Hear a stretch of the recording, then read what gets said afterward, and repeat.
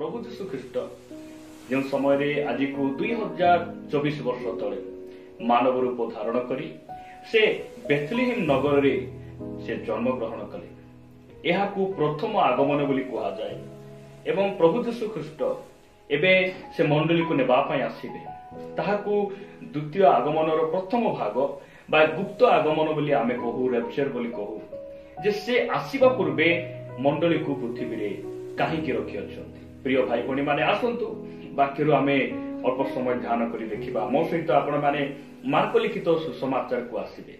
Mark लिखित सुसमाचार 1 अध्याय 2 और 3 पदरे ए प्रकार लिखा जाए जिसाय भाववादी शास्त्र रे जेपरी लेखा होछि देखो आम्भे आपणा दूत को तुम्भ आगरे प्रेरण करूछु से तुमर पथ प्रस्तुत करिवे।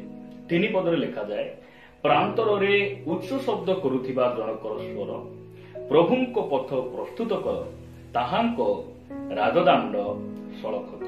प्रिय भाई भणी माने जीशुंकर जन्म हेबा पूर्वे बाप्तिजिक जहनकर जन्म होउछि। जीशु सेवा कार्य आरंभ करिबा पूर्वे बाप्तिजिक जहन से सेवा कार्य करूछंती। आमे एई विषय रे आमे ध्यान देबार आवश्यक रहिछि।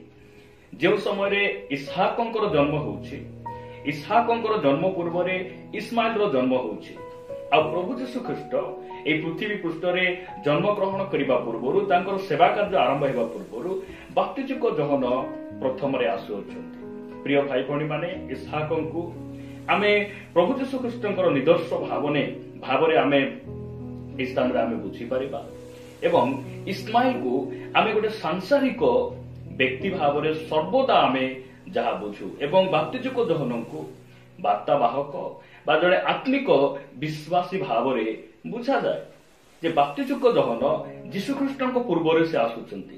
काहेकि आसुचंती जेपरी प्रभु जीशु ख्रीष्ट आसीबे आ आसीबा पूर्वरु से कोन करिवे पथ प्रस्तुत करिवे। जो समय रे कोनोसी स्थान रे राजा किबा मंत्री मानकर सभा हुए सभारे प्रथम रे मंत्री आसंती नै प्रथम रे ताहांकर परिचारक माने आसंती ताहांकर सेही बंधुवर्ग माने जो माने कि स्थान प्रस्तुत करंती सेही स्थान को सजबाज कला परे सेही स्थान रे राजा किबा मंत्री आसंती। प्रिय भाई भणी माने परमेश्वर पृथ्वी रे मंडली को एथि पई रखिचंती जे परी ताहांकर आगमन पई अनेकंकु आमे कोन करिबा प्रस्तुत करिबा।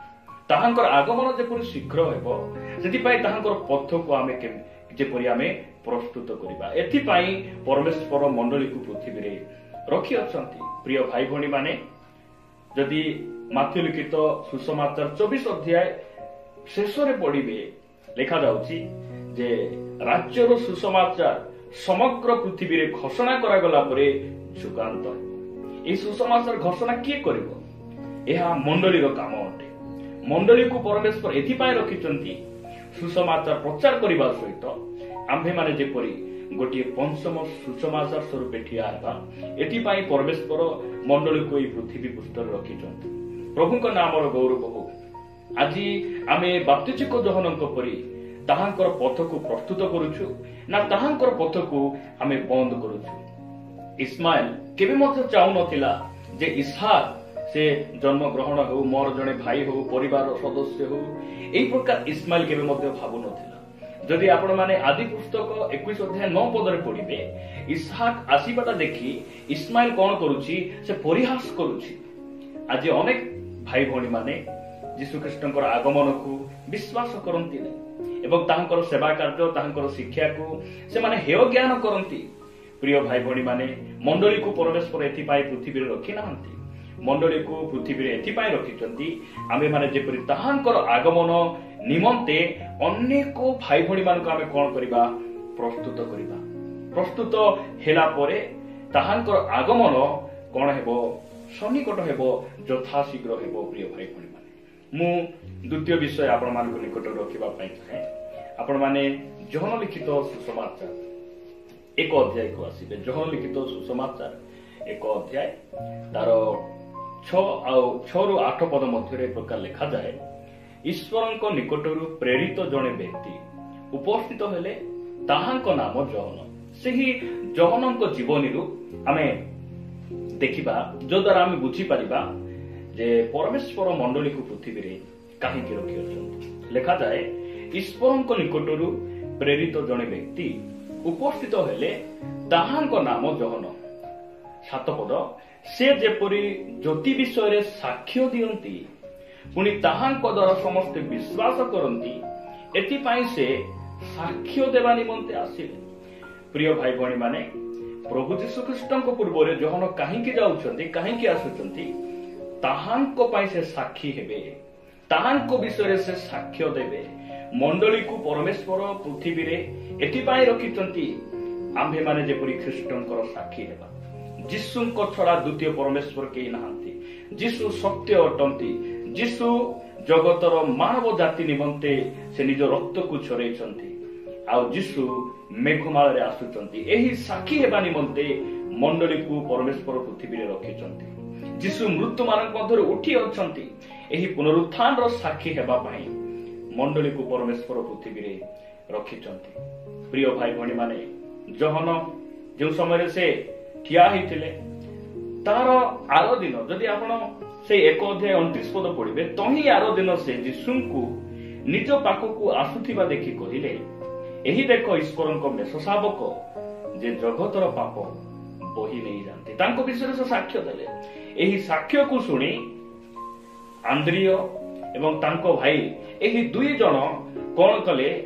ଯୀଶୁଙ୍କୁ ବିଶ୍ୱାସ କଲେ, ଯୀଶୁଙ୍କ ପଛରେ ଚାଲିବା ପାଇଁ ଲାଗିଲେ। ପ୍ରିୟ ଭାଇ ଭଉଣୀ ମାନେ, ଆମେ ଯେପରି ପରମେଶ୍ୱରଙ୍କ ସାକ୍ଷୀ ହେବା, ଏଥିପାଇଁ ସ୍ୱର୍ଗର ପରମେଶ୍ୱର ଏହି ପୃଥିବୀରେ ମଣ୍ଡଳୀକୁ ରଖିଛନ୍ତି।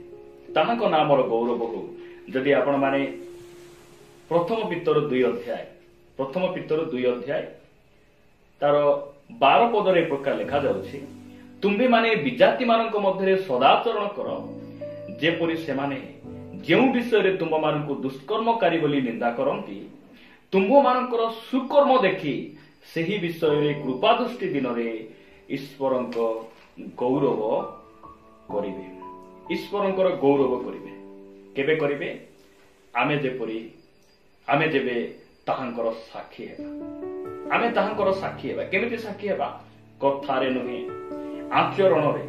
ଲେଖାଯାଏ, ତୁମ୍ଭେମାନେ ବିଜାତି ମାନଙ୍କ ମଧ୍ୟରେ ସଦାଚରଣ କର। ଏଥିପାଇଁ ପରମେଶ୍ୱର ପୃଥିବୀରେ ମଣ୍ଡଳୀକୁ ରଖିଛନ୍ତି।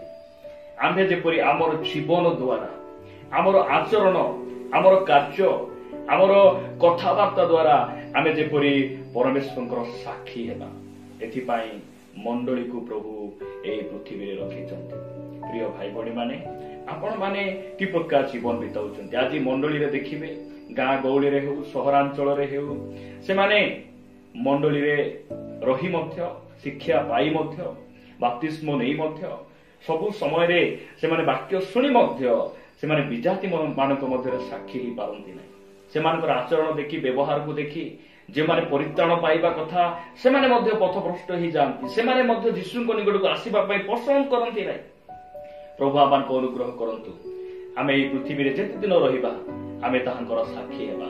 ଏହା ସ୍ୱର୍ଗର ପରମେଶ୍ୱର ଇଚ୍ଛା କରନ୍ତି, ସେ ଚାହାନ୍ତି। ପ୍ରିୟ ଭାଇ ଭଉଣୀ ମାନେ, ମୁଁ ଶେଷ ବିଷୟ ଆପଣମାନଙ୍କ ନିକଟରେ ରଖିବା ପାଇଁ ଚାହେଁ ଯେ ପରମେଶ୍ୱର ମଣ୍ଡଳୀକୁ ପୃଥିବୀରେ କାହିଁକି ରଖିଅଛନ୍ତି। ଆପଣମାନେ ଦେଖିବେ, ଯୋହନ ଲିଖିତ ସୁସମାଚାର 3 ଅଧ୍ୟାୟ 29 ଆଉ 30 ପଦରେ ପ୍ରକାର ଲେଖାଯାଏ, ଯେ କନ୍ୟା ଗ୍ରହଣ କରନ୍ତି ସେ ବର, କିନ୍ତୁ ବରଙ୍କ ଯେଉଁ ବନ୍ଧୁ ଠିଆ ହୋଇ ତାଙ୍କ କଥା ଶୁଣେ, ସେ ବରଙ୍କ ସ୍ୱର ସକାଶେ ଅତ୍ୟନ୍ତ ଆନନ୍ଦିତ ହୁଏ। ଅତଏବ ମୋହର ଏହି ଆନନ୍ଦ ପୂର୍ଣ୍ଣ ହୋଇଅଛି।